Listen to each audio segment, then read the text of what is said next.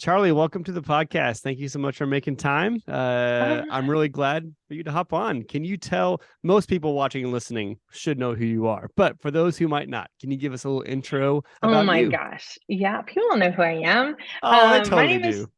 my name is Charlie Conder, and I have been serving in the United Methodist Church for 18 full-time years. I did a couple of, those volunteer youth pastor years in the last couple of years as COVID hit and youth pastors left. And so Mm, at my church, I was able to step into that. Prior to being in student ministry, I was a deaf and hard of hearing teacher. And so I spent a lot of years in a middle school classroom teaching deaf and hard of hearing wow. students. Yeah, and Awesome. then I felt called to ministry. So this is my 25th year of working with students, and I'm Wow. super pumped about it. I love that. I love that. I'm I gonna was a little pause. embarrassed at first that it was 25 years, but I'm Hey, okay with it's it now. good. Wear that. Yeah. Wear that. 25 years is awesome. I love it. I love it. I hope a lot more people in a few more years can be saying those kind of figures. Yeah. Offline, we were just talking about National Network of Youth Ministries and Hmm. other groups that are wanting to keep people in ministry longer and keep them Yep. healthier. So I love that. Yeah. I think I spent 15 years at the same church, and there's something with that longevity and the history that made ministry just a really holy place for me. Mm, I was really blessed. I stayed there for most of like my daughter's life. And so that was kind of good and bad. If you have kids in your own student ministry, that's a whole podcast, Jeff, yes, it is. pastoring your own kids. Yeah. But I mean, she's 24 and survived, so we're okay. Um, but yeah, I think longevity in ministry is really important, especially the Mhm. consistency. However, um, every day I have friends leaving the ministry every Mm. day. And that's been really hard. I've seen that so much in the last 2 years. So, Yeah, so have I. I've seen far too much of it. And I think it's a mhm, combination of COVID and also just unhealthy practices that hit their breaking point during COVID. yeah. Yeah. And can we just talk like budgets? I mean, the world is super expensive.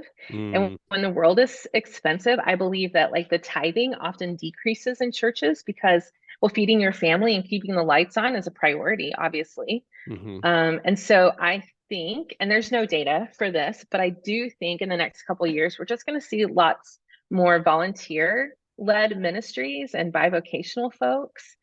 So keeping a healthy rhythm, especially when you have two jobs and this is your passion, like how do you stay in the game longer? Yeah. No, I totally agree. I think for a long time, we've been the lone holdout and actually getting paid to do what we do.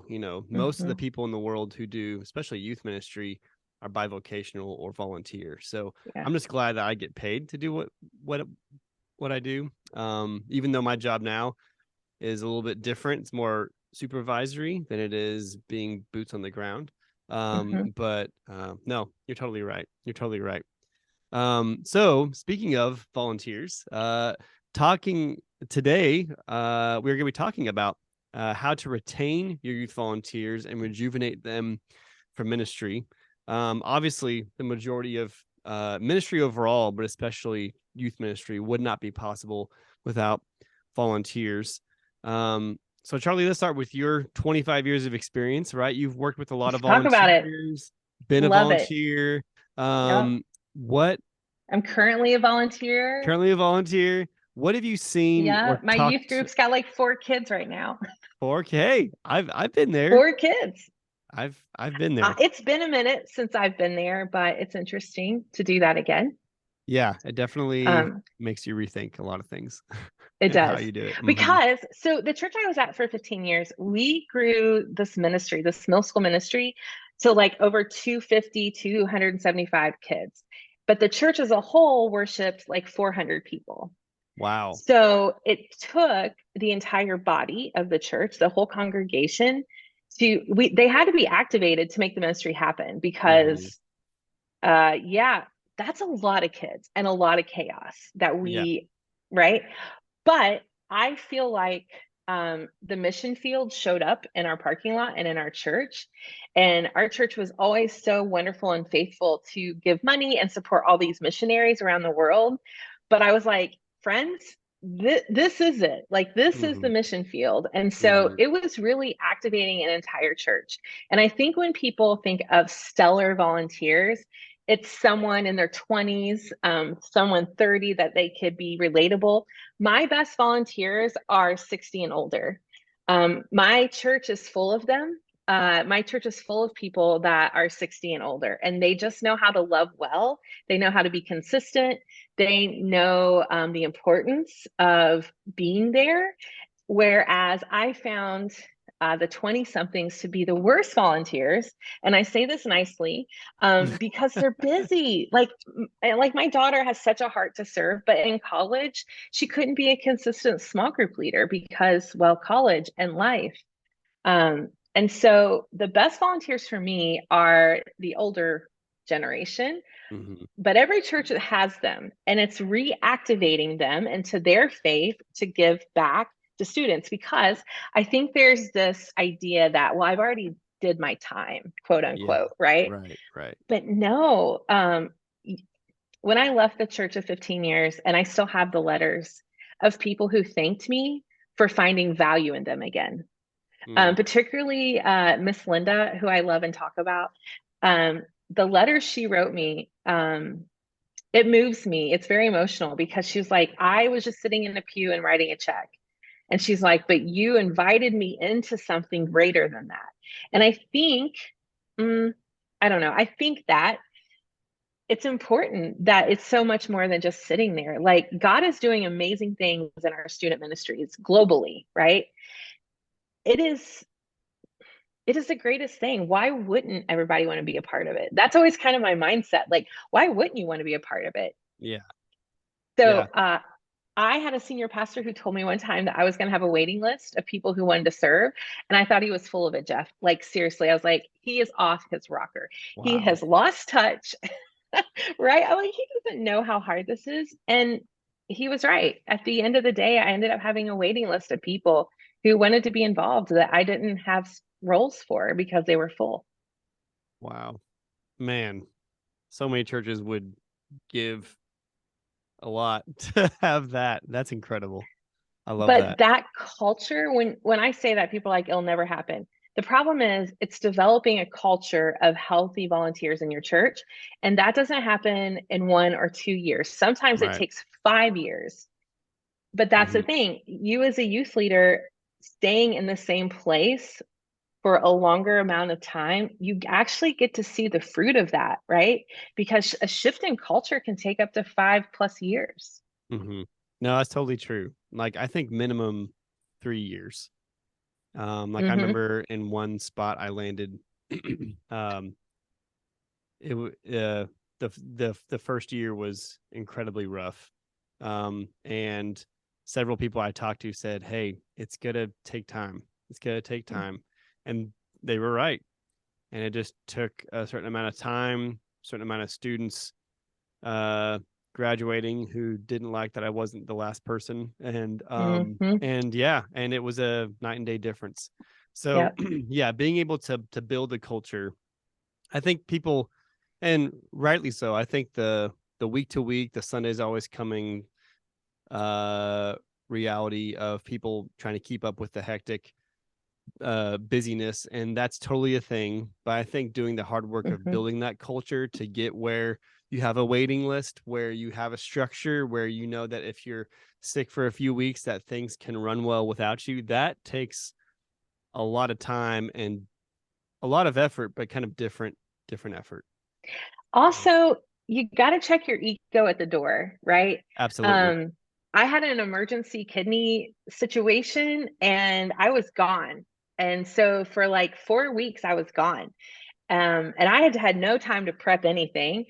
And I asked one of my coworkers, how's it's going? And he was like, nobody even knows you're gone. It's totally fine. And I was like, ooh, you mean those 270 kids and all the leaders, like, they don't need me? So some of that is also ego because you need to build a ministry that will outlast you. Yeah, Um, absolutely. and And that's important. And knowing how to build a ministry that will outlast you is important. Yeah. Um, and I spend a lot of time coaching now. I get to coach for a couple organizations, and being a ministry coach and has been really eye-opening to me that even though people go to seminary and they do all these things, learning how to set up systems and structures is not something everybody knows how to do. Yep. That's true. That's very true. Yeah. We need each other, and we need Hmm. boots on the ground experience. Like there are several volunteers who could school some seminary graduates on practical youth ministry. Yes. And it's good for those seminary students and people who have the titles to be able to always walk forward in humility and wisdom, because you're going to Hmm. learn so much from people that you might not think have the right perspective or knowledge to be able to do things. But yeah, as great as the theological education is, there's a lot that seminaries don't teach you when it comes to practical ministry, which some of it isn't their role to, some of it isn't capable, because you have to Right. just be in ministry and have the experience to get that knowledge. Yeah. Yeah. And being a learner matters, right? Yep. And having that gene inside of you that's like, hey, I'm willing to learn anything because I feel like God has called me to this. So help me and equip me, right? Yeah, absolutely. All So right. So can we talk practical things? let's Because let's talk practical. Let's I talk love to be practical. practical. Yes. I listen, I hate going to conferences and you spend all this money to go and it's all this ideology, but none of it is actionable steps. Yeah. I'm an Same. 8 on the Enneagram. Okay. Okay. And so I am all about how can I make this work in my real life ministry? Mm-hmm. Um, which going from 200 and some kids to a church that has like 4 kids, um, it's stretching me a little bit again, right? Because Mm-hmm. what you know to work doesn't always work. And Yep. I think a lot of churches post kind of coming out of COVID, if you will, I don't know if Mm-hmm. that's really the language. Um, I think it still is. Yeah. yeah, it's seeing a decrease in students and Mm-hmm. a decrease in volunteers, Mm-hmm. right? So, practical ways. One, can we talk about recruitment first? Let's do that. Okay. If you don't have a job description for every role in your ministry, I think that's a huge miss. Mm-hmm. Um, I remember when I first started in ministry, I had actually never been to youth group. I didn't grow up in church, but I felt called to ministry. I just had classroom experience. And it was like a May Day moment. And I invited my husband, Eric, to come and serve. My husband is a software engineer and he loves a spreadsheet. That's not my love language, but that's his. And he got so frustrated. He was like, what am I supposed to do? And I'm like, just hang out. He doesn't know how to hang out, right? He needed a step by step guide on how to hang out. And what I found is that he's not the anomaly. People want to know what they're being invited into, what the expectation Yes. is, what the time Yes. restraint is. Mm-hmm. And that goes from your pizza passer outer all the way to your small group leaders who are pastoring the kids in that intimate circle, right? Mm-hmm. So Mm-hmm. write a job description, like write it down. So then when you're sitting across from a leader, and you should always sit one to one, and you're inviting them into this role, you can just slide that across the table. Well, here's the job description, here's the expectations, here's the time constraints, like here's all the things, so that the ask is so clear that people don't have questions what you want from them. Yeah. A high capacity volunteer does not want to come babysit and come hang out. Right. A high capacity volunteer wants to have purpose, Mm-hmm. right? And so giving them the reality of what you're asking of them is what has to happen. People always Mm-hmm. make fun of me. They're like, how do you invite people in to be a small group leader? I always 3 years for middle school, 5 years for high school. The reason we do 5 years is the extra year is for college. We want you to spend a year, and that's, you may not be there with them, but I want you to write them a card. I want you to call them, Yeah. Yeah. because as a mom of a kid who went to college, who had been so ingrained in her small group, college was so hard for her because all that instant community was gone, right? Mm-hmm. So they need an adult who knows them to still pour into them. Yeah. Everyone's like, how do you make that ask? The ask is easy, because once you are pastoring and involved in the life of a student, you don't want to just leave them, right? Mm-hmm. Like that first year is pivotal. So during that first year, the recruitment is big, but then can we talk retention? Yes. right? Because if I'm asking for 3 years and 5 years, like how am I retaining them? And the keys to that is training. Mm-hmm. Because again, I said I love the 60 plus, but it has been a hot minute since they sat in a circle with a sixth grader. So I need to train them on what a sixth grader looks like today, right? Yep.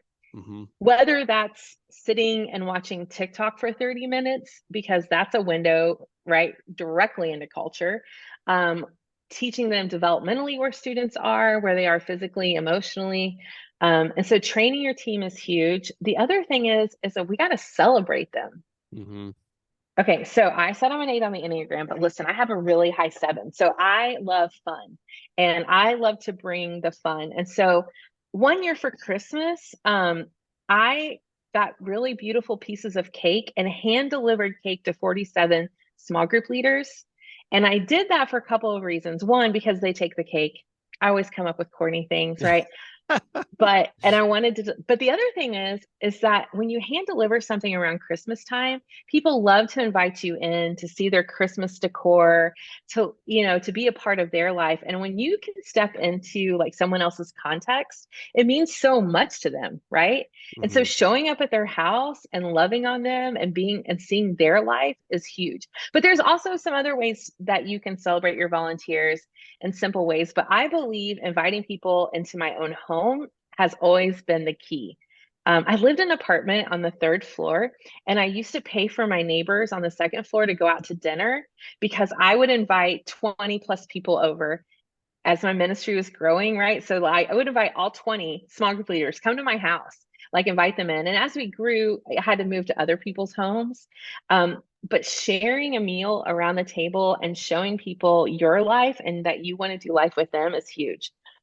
Also, if you build this really cool volunteer culture, it becomes their own small group, Yeah. right? Those adults can begin to do life together. They begin to share stories. They begin to share about their personal lives. They pray for one another. And Mm-hmm. you and I both know when you pray for someone, it doesn't change how God sees them, but it sure changes how you see them. Yeah. And so as leaders begin to do life together, they didn't want to give up that small group. Yeah. No, I totally hear that. And I think that's the part, just like when you're able to try and tell someone, when you start teaching, you're going to start learning, and the way that you learn is going to be very different. Like when we're telling students, hey, come help out at this sports camp or VBS or mission trip, and how many of you love basketball or dancing, hip hop or ballet or whatever? Okay, when you teach kids that, you have to go back and think, what was it like when I didn't know how to dribble with both hands? What was it like when I couldn't make this one move? And you have to go back in your mind and think about that and kind of relearn, but you're relearning from the perspective of the one who's teaching. And Mm-hmm. so you're paying more attention to the content, you're paying more attention to the style and the needs of whoever's learning. And it gives you a better appreciation, and especially when Yeah. it's based on scripture, like your immersion in scripture is different. Yeah. And even if it's a passage that you've read 100 times, you're going to see something fresh and new because of your season of life, your experience, how God has worked with Mm-hmm. you and where he's placed you. And it's just a fun experience of like being in it with the kids, but you're in a sense of community that's not like when you were a kid, but you're able to run adjacent with them, coinciding with wherever God is taking you based on the location and vision of your church and ministry. And it's Yeah. it's a blast. Right. So why wouldn't you have a waiting list of people? Because it's the best place to be, right? Hanging out with students truly to me is experiencing God fresh again. Every Mm-hmm. time you sit with them and you hear their story and how God is moving in their life. I Yeah. don't know, volunteers should be easy because really, I mean, if we really believed it was the best thing going, it should be an easy ask. But we all know people are tired and busy. And so sometimes you have to get around that. Yeah. No, that's totally true. So what are the good boundaries and practices that we should have as leaders, encouraging the volunteers and having for them as they volunteer? What's that good structure for us to help them maintain? Like, how can we care for them? Yep. What can we have in place for them? So I think you need to do some spiritual learning with your team, right? Okay. Yep. Not just training them to be small group leaders, but also like Lent is coming up. I would always do a Lent study with my volunteers, right? Mm-hmm. Mm-hmm. And before we would Zoom, we would meet for tacos Yeah. or we would meet after church. But Mm-hmm. having that community is so important. The other thing is when are you giving them a break? Like, what does their Yeah. time off look like? Mm-hmm. So we had different tiers of volunteers. Your small group leader is the pastor of those students. And so that ask is from the beginning of the school year until the end of the school year. And then they could have the summer off. Mm-hmm. Now, if they wanted to come to camp, that was a bonus, and we love that. And some do. But you need to be able to give time off. Also, the entire month of December, we don't meet for small groups. So all those leaders have time to give back and to love their families. The other thing is buy them a meal. Like buy their family a meal. If you go on a retreat or you know it's a busy night, there are some ladies in your church or men that can make a Christian casserole and that you could give that to your leaders. That is such a gift, right? And it Mm-hmm. feels like something that's so small, but these little things are ways that you can care for your leaders. Yeah. No, absolutely. Those are really good things to keep in mind. And I think when it comes to spiritual learning, like Mm-hmm, when you can place yourself in their seats along with them, not always as the here's what I have to teach you, but here's what we mm-hmm. have to learn together. Yep, It's always gonna make you a better leader, because yep, whether it's Marco, whether it's Reggie, whether it's whoever else we've heard talk about leadership with youth ministry, mm-hmm. when you have a leader who stops asking questions, you'll probably have someone who will quickly become an unhealthy leader. Yeah, And you need to be in a place where you're always asking what's more, not just for the sake of leading others, but so you can learn yourself and yes. also learn from those who you're leading, because they're going to have different life experience than you, different Mm-hmm, perspectives than you. And as you just brought up several times with a small group leader, they're going to oftentimes, depending on the size of your ministry, know the students better than you, certain yes, students. yeah. And so, whether you've been in a role for 1 year or 15 years, like you never have a cap on what you have to learn about students or for students Yep. and with leaders. And so it's a place that keeps you humble and also exciting, because you're like, hey, I still have more to learn, and Yes. in some ways maybe I'm just getting started. And for the volunteer who's 60 and hasn't done it for a while, that's a new beginning for them. But if you approach each school year as a new beginning for you, Mm-hmm. it's going to keep you healthy and strong as well. Yep. Mm-hmm. Yeah. And also, a lot of people with their volunteers, they may not be attending a worship service, right? Because they Yes, may be serving. that's a So, big deal. yeah, but you leading a spiritual time of learning for your leaders shows how much value that means to you and your ministry. Because Mm-hmm. if you and I both know this being in ministry, wow, if you're always working for God, the being with God gets put to the side. Yep. And man, that's when everything runs off the rails, right? Mm-hmm. We have to be connected to God. We have to be in prayer. We have to be in the word, and showing that importance to your volunteer team. Chef's kiss. I mean, Yeah. that's like the best thing. Yeah. Yeah. Yeah, that has to be a regular part of it. And Hmm. I think finding any way possible, whether it's a volunteer break or something to get them to the church service as well, is really huge. And um, I know one thing that I'm currently thinking through is how to have volunteer break Sundays for those in children's ministry, Yes.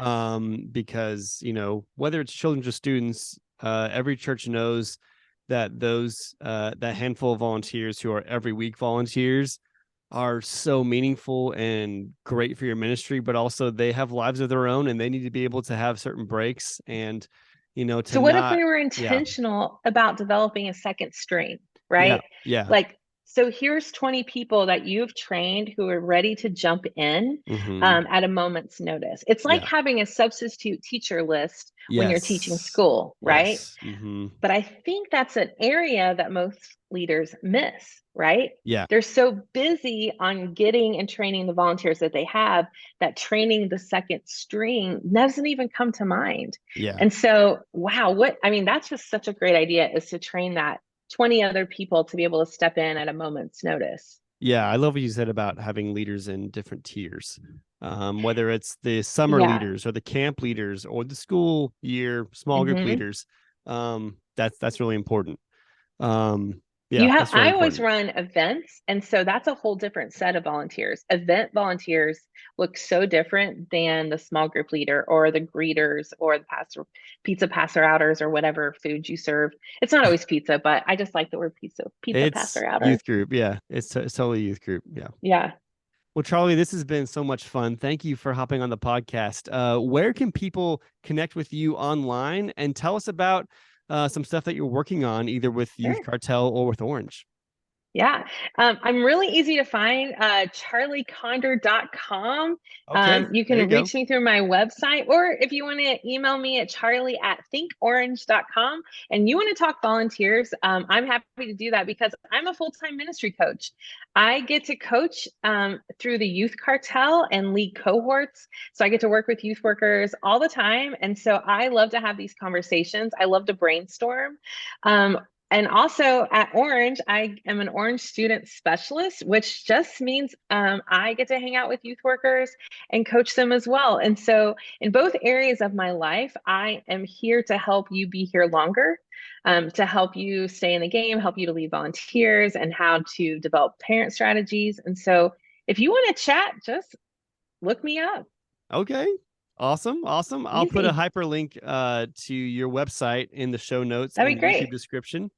And yeah, say hi to Shane and Ashley and Esther and all my Orange I buddies over there. will. And I still have to get Marco on here, so you can put a bug in his ear that I want him I on will the tell him. He podcast. would, That'd I'm be sure he would awesome. love to. He's got Yeah, his 5 minutes with Marco, but that's right. That's right. He does have yeah, but that. I'm Yeah, sure he would love to jump in and have some conversations. That'd be great. that would be cool. Well, Charlie, thank you again, and You bet. keep doing what you're doing. Thanks so much, Jeff. I appreciate it. Well, that does it for today's podcast episode. Thanks so much for tuning in. If you haven't already, please like this video and subscribe to this YouTube channel so you can have a heads up about when we have new content. Also, if you ever listen to podcasts in the car or somewhere else, please follow us on your podcast player of choice. We are on every single one of them. If you haven't already, please check out our website, youthministrymaverick.com. There you can see a comprehensive list of our guests, their bio information, a list of ministries that can help you in your own ministry, some articles I've written, and a store where you can get some podcast merchandise. Also, we have a big ask. If you would go and leave us a review on Apple Podcasts, not just a rating, but a review, take a screenshot of it and send it to me on social media. And in return, I will write you a thank you card and send you some podcast merchandise that you can't buy on the store. Well, that does it. We'll catch you next time. Adios.